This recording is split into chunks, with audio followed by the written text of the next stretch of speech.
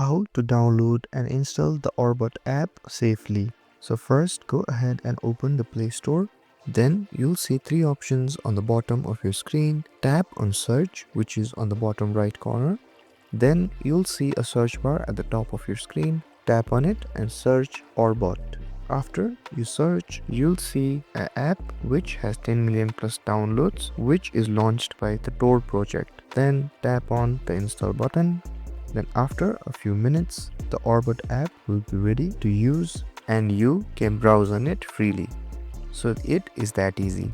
If you guys found this video helpful, don't forget to like, share and subscribe and hit that notification icon so you don't miss any of our videos.